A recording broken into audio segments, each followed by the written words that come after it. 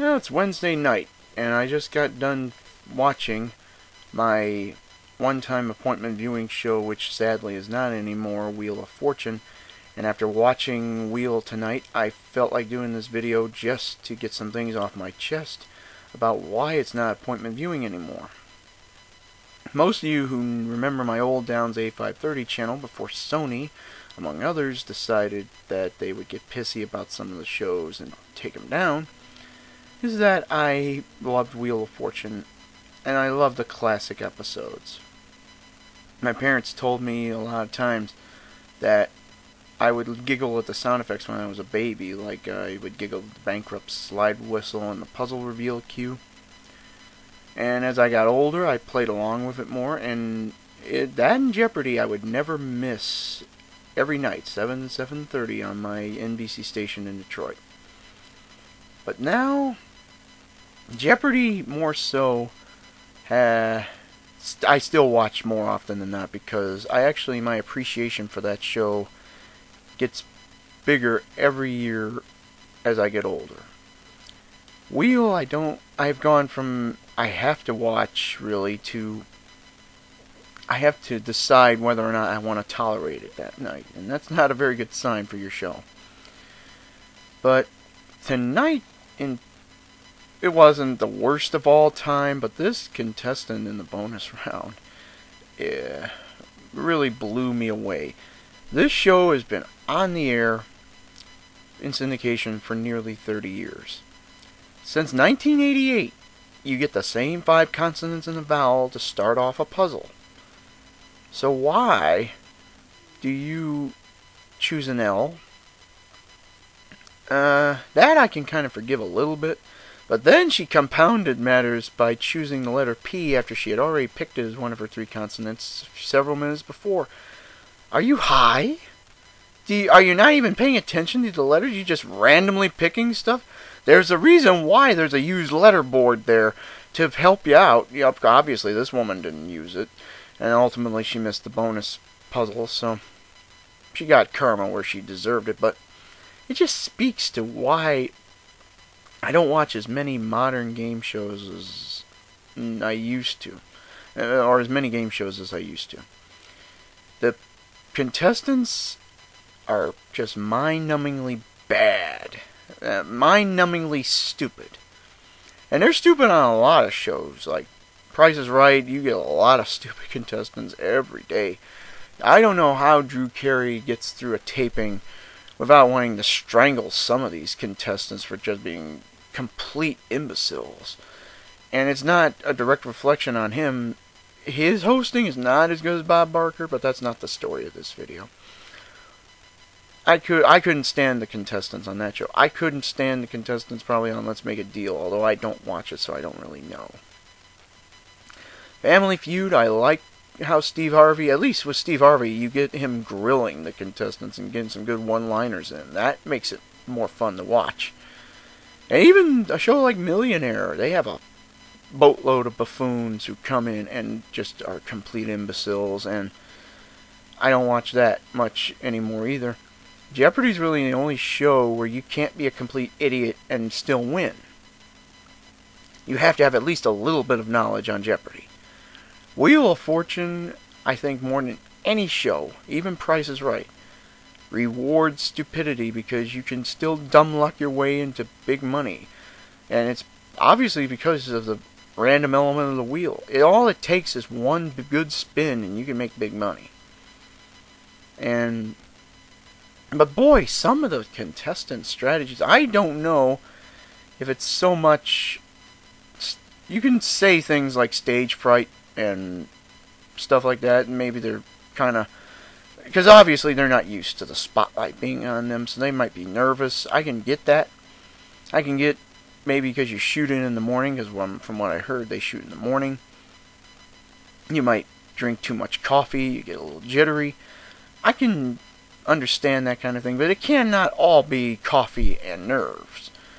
You have to have a basic underlying problem that you pick style and loudness basically over substance. I don't like watching style. Now this is what I call the Deal or No Deal school of picking contestants. Because Deal or No Deal may not have been the first show to do it. Price is Right really was the first show that basically rewarded stupidity if you were loud and obnoxious. But Deal or No Deal kind of set the standard for all the shows today to pick contestants who were more exuberant, because their basic structure doesn't really carry the drama as much as the contestants can. You can't really do something like Jeopardy where you just build up the bank. You gotta have some kind of banner to make up for the fact that your show doesn't have that much depth. So you had to get contestants who were loud and obnoxious. And it worked for a while, but really, when I turn on a game show, I don't turn it on to watch over-exuberance. I don't turn it on to watch a story being told. I don't want to hear about your kids need the money to go to college or something like that. There's a lot of people out here who need money to go to college. You are not unique. And that's a problem with a lot of game shows today. The ones that fail try to focus on story. And it doesn't work. On Wheel, you don't really get that much of a story, but the contestants, it boggles me. How many times I'll watch a show and I'll see a puzzle and only a complete fool will get it wrong or not know what letters are where. You spin the wheel, you hit big money, you choose a letter that only appears once in the puzzle, then you spin again, you hit 300, and you pick the letter that's in there 4 times. Why are you picking the letter on 300? You could have had, possibly with 3,500, you could have had $14,000 instead of 1,200.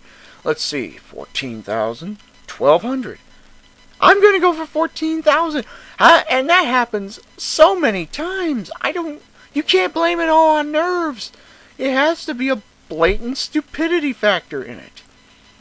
And these guys and girls just are so mind-numbing. I sit there and I see them. Like the contestant that takes the cake the most is Margie.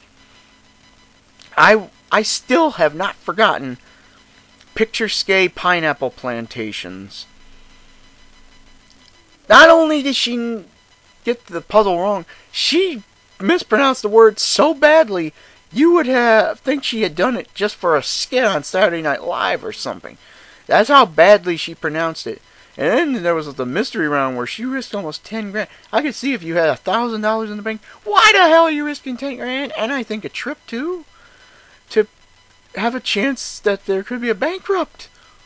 Why? Why do I end the parade of idiots? This season has been the worst I have ever seen in my life. And in a way, I actually like the fact that Sony's kind of getting a little bit of karma on its ass, because I said when I had the Downs A530 channel taken under basically by Sony, I hope it bounces back on them with their Wheel season.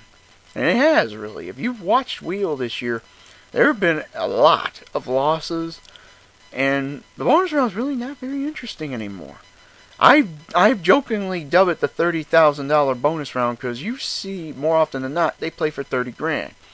They've had 100,000 picked a few times or spun a few times. They haven't given it away, but that's another story altogether. I know a lot of you are upset they haven't done 100,000, much less a million. But sometimes it's all about luck. But 30,000, I would have to think there's, 24 cards? I'd have to think 30,000's on at least 12 of them, on at least half the wheel. And that's not very interesting. You raise the limit just to put a boatload of $30,000 on the wheel. I don't want to keep seeing 30,000 over and over and over again. It gets boring after a while, and the show has really become boring. And you can see it really in the hosting. I mean, Pat Sajak, I'm surprised he said he doesn't drink anymore, because I would be drinking my butt off if I had to deal with the amount of stupidity I deal. It's just like that Tom Hanks skit on SNL some years ago, where he says he wants to kill the contestants. You almost feel Like, that's really Pat Sajak talking. I feel sorry for him, but he basically doesn't care anymore. He still does the show, he still tries to care, but after you've endured so much, it's just like with Drew Carey. He's gotten numb to the losing that he just says, I don't care. And many of you will probably say he doesn't care when they win, but if you've seen losing so much over a period of time, you wouldn't care either. You would just pretend like it's just another day and go about your business. And he has to endure that all within an X number of days, because you know they don't tape them all one day at a time. So he has to endure a lot of stupidity every taping, and I'm sure it just drives him crazy. But Wheel of Fortune, you've got to get better contestants on there. Not necessarily saying you need to get people who are going to take all your money, but your show is really sucks now. You need to try and get better contestants on there. You need to try and focus on contestants who can play the game, not forget they picked a frickin' S 5 seconds before. You need to add some more variety to that bonus wheel. Don't make it just 30,000 every friggin' night. I don't want to see that anymore. Get some more variety in prizes. Will it kill you to not have a trip on the wheel every single night? Not have a trip given away on the prize puzzle every single night? And not have to... And add some more variety of amounts to the wheel. You got 300s and 500s up the butt. Can't we get some more cash amounts on the wheel? A little bit more? You have the potential to be so much more than you are. And you're going to lose a lot of faithful viewers if you keep this crap up. You're already pretty much losing me. I'm really debating whether I should watch Steve Harvey feud at 7 instead of Wheel of Fortune. And it's a shame I have to say that. But Wheel is looking a lot like Old Yeller at this point. You don't want to put the dog down. But at the same time, maybe it's for the better that you do, because I don't know how you can fix what ails it. And unless there's a magic bullet somewhere, the show has pretty much outlived its usefulness.